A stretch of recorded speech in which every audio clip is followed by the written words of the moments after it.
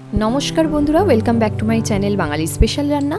आज के आमी छोटोदेर जोन्नो निये एसेछि एकटा खूब मजादार रेसिपि तरमुजेर जेली। तो देखो किभाबे आमी रेसिपिटा बानाई। एखाने आमी हाफ तरमुज नियेछि, सेटाकेও एक माঝখান থেকে দুভাগ করে কেটে নিলাম। আমি কিন্তু পুরোটা দিয়ে করব না, কারণ এই একটাতেই অনেকগুলি হয়ে যাবে। এইবারে আমি তরমুজটাকে এরকম পিস পিস করে কেটে নিচ্ছি, যাতে নিচের যে সাদা অংশটা আছে সেটা আমার কেটে নিতে সুবিধা হয়। পুরো ভিডিওটা কিন্তু স্কিপ না করে দেখতে থাকো, অন্যান্য ভিডিওর মতো এই রেসিপিটাও তোমাদের কাছে ভালো লাগবে।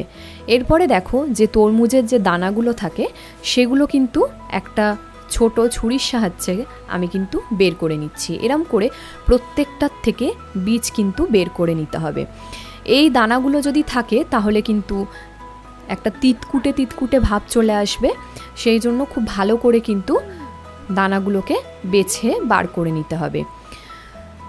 তো দেখো আমার কিন্তু দানাগুলো বার করা কমপ্লিট হয়ে গেছে। এবারে মিক্সিং জারে দেব বলে তরমুজগুলোকে আমি ছোট ছোট পিস করে কেটে নিচ্ছি।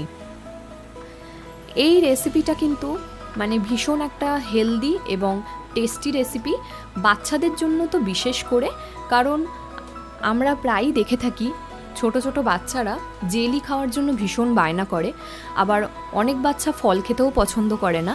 সেক্ষেত্রে এরকমভাবে যদি ফল দিয়েই জেলি বানিয়ে দেওয়া যায় তাহলে কিন্তু দুই ধরনের খাবারই ওদের পেটে গেল। এরপরে দেখো তরমুজটা পিসগুলোকে আমি একটা মিক্সিং জারের মধ্যে নিয়ে ভালো করে একটা পেস্ট বানিয়ে নিলাম।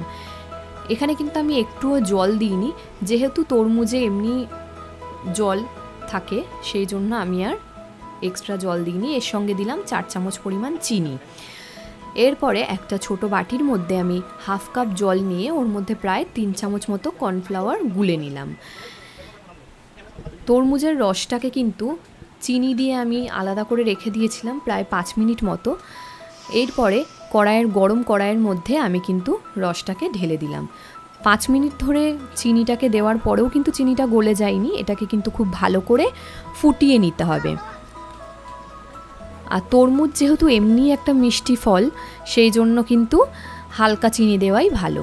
এরপরে দেখো ফুটে এলে এর মধ্যে অল্প অল্প করে কর্নফ্লাওয়ারটা দিয়ে গুলে নিতে হবে, যাতে এক জায়গায় বসে না যায়। আর একটু গাঢ় গাঢ় হবে, এই পর্যায়ে কিন্তু তরমুজের এই পাল্পটাকে নামিয়ে নিতে হবে। তোমরা যারা আমাদের চ্যানেলে নতুন তারা কিন্তু অবশ্যই বাঙালি স্পেশাল রান্না চ্যানেলটিকে সাবস্ক্রাইব করে দিও, আর পাশে থাকা বেল আইকনটিতে কিন্তু ক্লিক করতে ভুলো না নতুন নতুন মজাদার রেসিপির ভিডিও পাওয়ার জন্য। এরপরে দেখো আমি প্লাস্টিকের যে ছোট ছোট বাটি পাওয়া যায় ওই রকম বাটি নিয়ে নিয়েছি। বাটি নিয়ে ওর মধ্যে কিন্তু আমি জেলিটা একটা হাতার সাহায্যে ঢেলে নিচ্ছি। আমার কিন্তু ওই হাফ তরমুজে এরকম 6টা বাটি জেলি হয়েছে।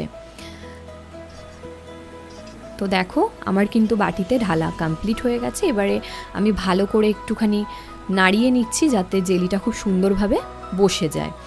এরপরে আমি প্রায় 1 ঘন্টা মতো ফ্রিজে রেখে দিয়েছিলাম। এই দিকে আমি চিনির একটা পাউডার বানিয়ে নেব।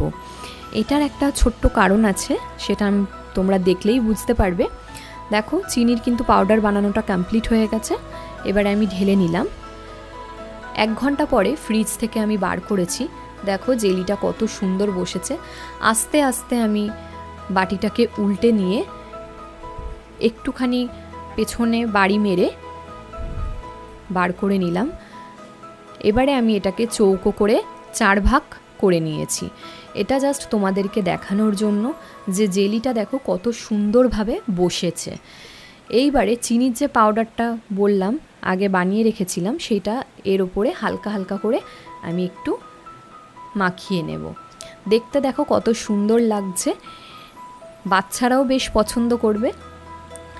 এই রকম চিনি মাখানো বেশ তরমুজের জেলি খেতেও কিন্তু খুব ভালো হয়। ভালো লাগলে লাইক শেয়ার কমেন্ট করতে ভুলো না। Tata, thank you.